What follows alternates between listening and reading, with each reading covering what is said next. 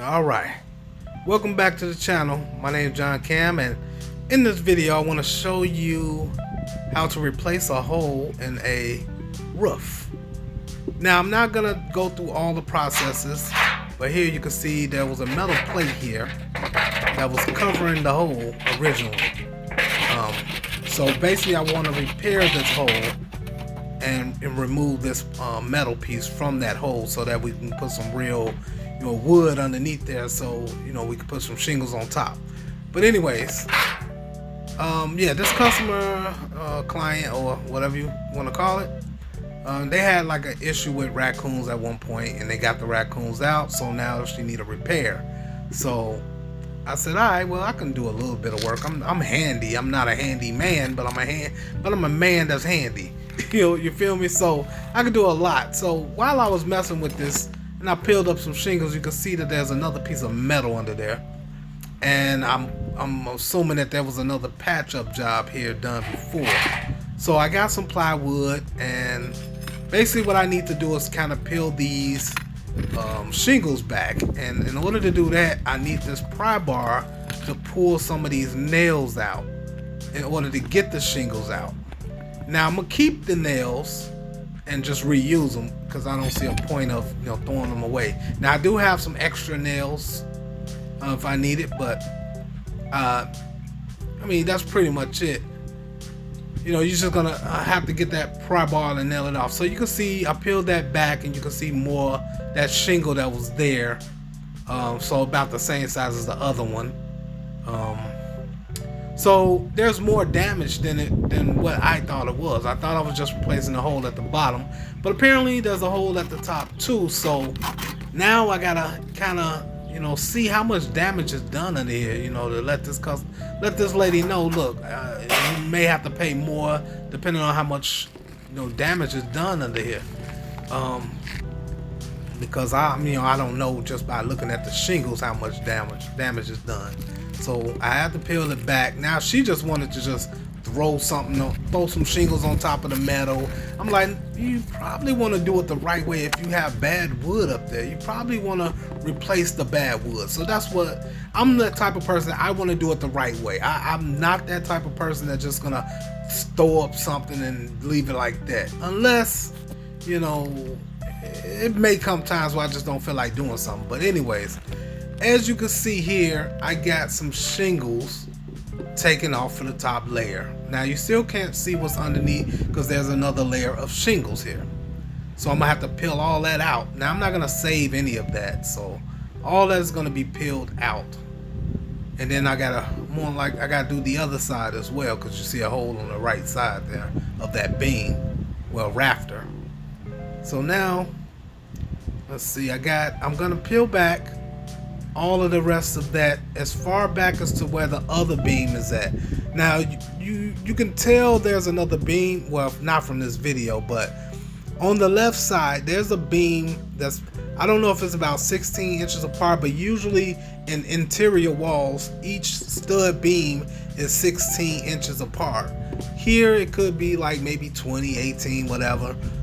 But I just looked for the nails where it was hammered in at, and I was basically able to find it that way. So what I'm gonna do is cut out that area and put plywood there. But as you can see, I did the other side here, took the top layer off, and then I'm gonna take that bottom layer off and just throw that away because we're not keeping that bottom layer, because she bought a fresh new shingles, so I could just throw that on top. So here's the results of what came about me removing all of the shingles from the roof, and there's the damages. So I gotta cut in areas where the damage is not at, so it's pretty much gonna be where the beam is at, and then I will cut like a square, and so I can get a good piece in there. So as you can see on the left side, I did that side, and you can see that beam on the left where I'm gonna be nailing the wood into right there. Well, I'm looking at the wrong spot, but right here I'm gonna put a pry bar here so you can see what I'm talking about. And right here in between there is what I'm gonna, you know, sit the board on top of and then nail it in. So, you know, it can be sturdy in it, you know, and everything be nice and pretty looking, you know. And then underneath, and then I'm gonna do the other side soon.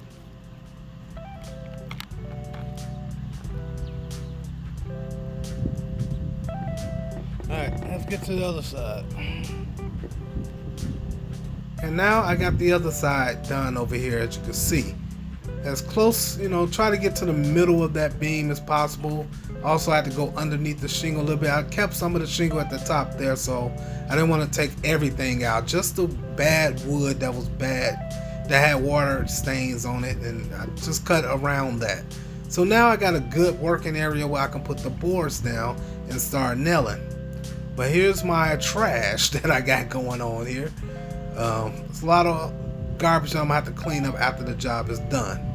But I'm gonna be reusing a lot of those shingles that was on, all the shingles that was on top for the most part, and put it down on the first layer. But before I do that, as you can see right now, I have the boards cut out.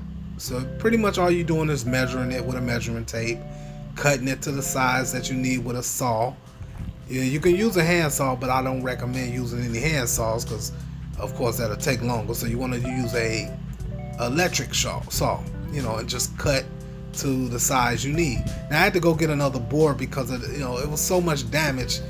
I cut open so much area that I needed another piece of board. So now I'm gonna end up. I need to nail it down, and I'm gonna be putting some of this tar around the, you know, seams. Now you don't have to do that, but I just personally wanted to do it myself. But I'm gonna show you where I nailed everything at. As you can see here, there's a nail there, a nail there. Everything is where the beam is at. So I put a nail in every couple inches to where the beam is at, so it can stay nice and sturdy and it won't move and go anywhere. You can actually stand on it now. Otherwise, if you were to stand on the other stuff, you would have probably fell through it. But now I put the tar down, as you can see, all the way in the seams. Now I have a bunch of black tar there because it's a slight bit of hole there, but I didn't want to cut anymore, so I left it at that. And it's not going to do any damage or anything. So, but as you can see, I put tar all the way around just so it can be, I don't know, just make sure no water get through. That's all. So now the next thing we do here, we put an underlayment on. So this underlayment costs about, I'll say about $20 to $25. It comes in a roll, so it's a huge roll. But I mean, I only needed a couple feet, but you have to buy the whole roll, unfortunately. And then I used the shingles that was on the very top layer as my bottom layer. And then what I'm gonna do after that is I'm gonna put the new layer on top of that layer. And then it should be nice and, you know, clean after that. Now I didn't show you guys how to nail it on and stuff like that, which if I ever get that project, a project like that again, I'll show you. But here's the finished product of it. You know, you just put the shingles on top, line it up perfectly like you doing bricks. Kind of like make it look like it's bricks, but it's on the roof. But anyways, as you can see, this is the final results. Everything is nice and, you know, put back together, and no water should get through there. So that was the whole goal, just to keep the water from getting in. And that's it. I mean, if you like this video, hit that like button, subscribe if you're new, and share. You know, maybe somebody may need help fixing the hole. Somebody may need help with fixing the hole in the future. So if you just watch the step-by-step, you should be able to get it even without me showing you the nailing, the drilling, and all that. But if you don't, I can kind of figure out a way to show an example of how it works. But I'm out. I'll see you later. Peace.